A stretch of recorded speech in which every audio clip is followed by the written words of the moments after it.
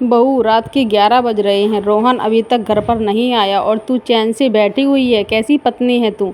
अपने पति को संभाल कर रखना भी नहीं आता? उसे फ़ोन लगाकर पूछ तो सही कि कहाँ है और कितनी देर लगेगी उसे आने में। बिमला जी अपनी बहू मधु को डांटती हुए बोली। मुझसे क्या पूछ रही हैं आप माँ जी? आपका बेटा कोई छोटा बच्चा तो है नहीं कि यहाँ वहाँ गुम हो जाएगा। वो बेटे तो आपके हैं, आप फ़ोन लगाकर पूछ लीजिए कि कहाँ रह गए। मधु ने बेपरवाही के साथ जवाब दिया। हाँ, मैं तो माँ हूँ ना, मैं तो फ़ोन करके पूछूंगी ही कि वो कहाँ रह गए। लेकिन पत्नी होने के नाते तेरा भी तो कुछ फ़र्ज बनता है या नहीं, कि तुझे यहाँ पूजा करने के लिए लेकर आए हैं। बिमला जी ने पलटकर जवाब दिया। इस बार मधु ने कोई जवाब नहीं दिया, इसलिए बिमला जी भुनभुनाती हुई अपने कमरे में आ गईं और मोबाइल लेकर रोहन को फ़ोन लगाने लगी। लेकिन रोहन ने फ़ोन नहीं उठाया। ये रोहन भी ना कभी भी टाइम पर घर पर नहीं आता है। पता नहीं क्यों मेरी जान जलाता रहता है। सोचा था बहू के आने के बाद सब कुछ ठीक हो जाएगा, पर नहीं, यहाँ तो बहू भी उसकी जैसी ही आई है। पति से कोई लेना देना ही नहीं उसे। अरे पत्नियाँ तो देखो अपने पति को बांध कर रखती हैं, और एक इसे देखो तो अब तक रोहन को सुधार नहीं पाई। बड़बड़ाती हुई बिमला जी वापस बाहर आईं तो देखा मधु अपने कमरे में जा चुकी थी। वो भी उसके कमरे की तरफ गई और धीरे से खोलकर देखा तो वो सो चुकी थी। बिमला जी वापस बाहर हॉल में आ गईं। कैसी औरत है ये? पति अब तक घर नहीं आया और उसे नींद भी आ गई, बेशर्म कहीं की। बिमला जी ने फिर से रोहन को फ़ोन ट्राई किया, लेकिन रोहन ने एक बार भी फ़ोन रिसीव नहीं किया। आखिर वो थक हार कर वहीं हॉल में सोफे पर बैठ गई। रात को 12:30 बजे घर की बेल बजी। बिमला जी ने भागकर दरवाज़ा खोला तो बाहर रोहन को नशे में हालत में खड़ा देखा।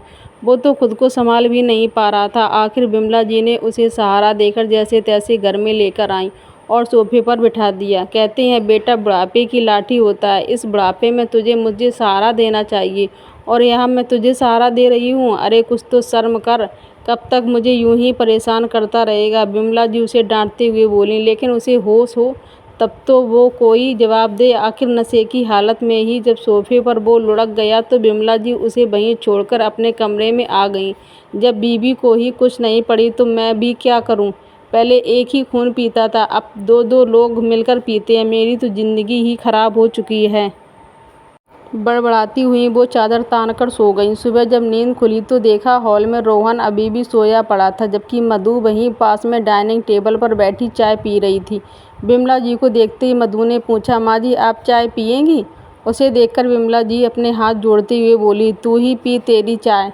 पति यहाँ नशे में पड़ा हुआ है, लोगों का तो खाना पीना दुश्वार हो जाता है, पर तेरे हलक से कैसे उतर रही है ये चाय?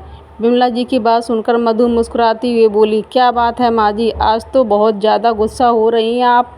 भला मैं क्यों अपना खाना पीना बंद कर दूं?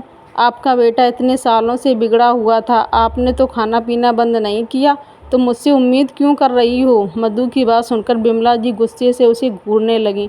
उन्हें अपनी तरफ देखकर मधु बोली, माँ जी थोड़ी शांति बनाए रखिए, कहीं बीपी ना हाई हो जाए।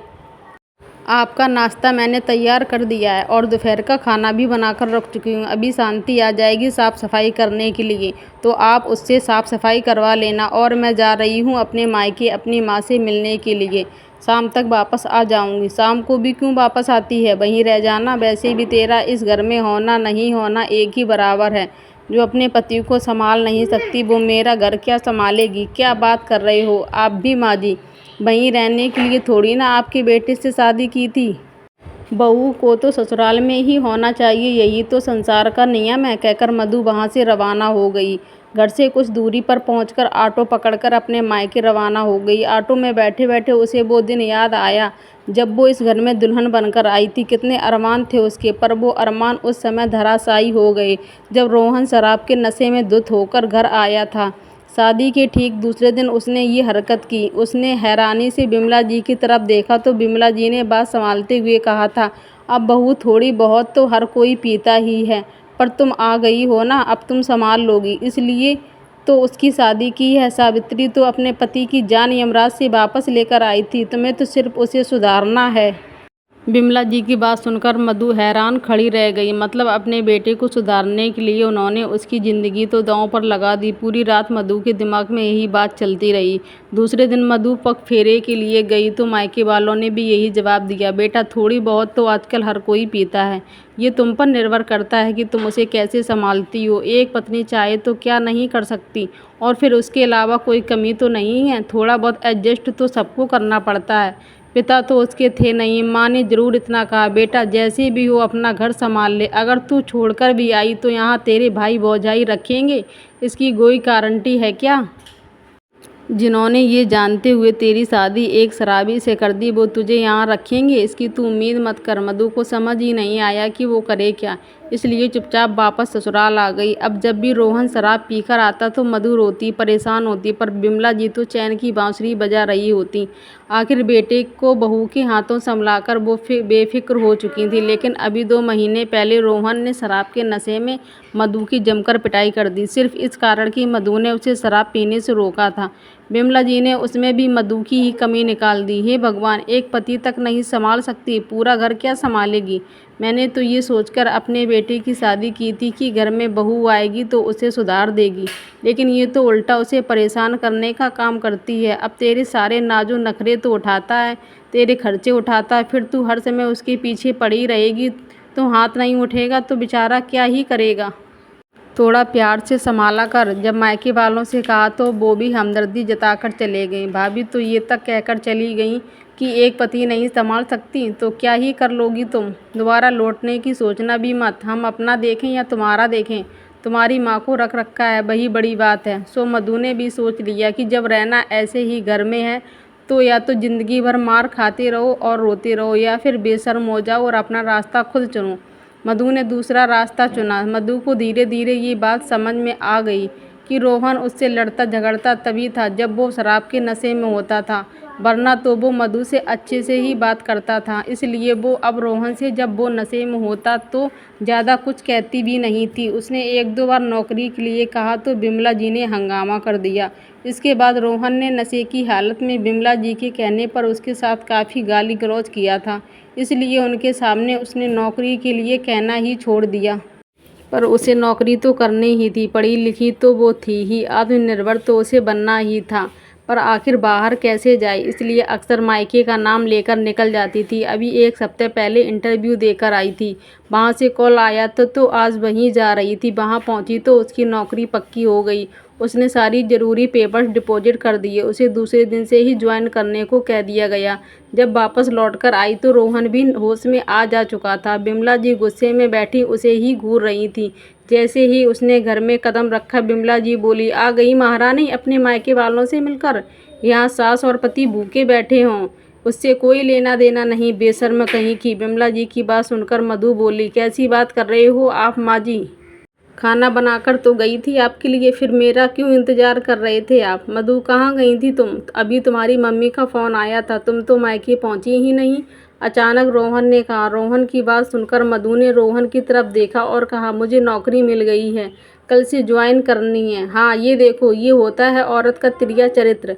मायके का नाम लेकर पता नहीं कहाँ घूमती फिर रही है और हमारे घर की इज्जत को उछाल रही है। बिमला जी बीच में बोली, माँ मैं बात कर रहा हूँ ना, आप क्यों बीच में बोल रही हो? तुम्हारी नौकरी की क्या ज़रूरत है मधु? तुम्हारी सारी ज़रूरत तो पूरी कर रहा हूँ मैं।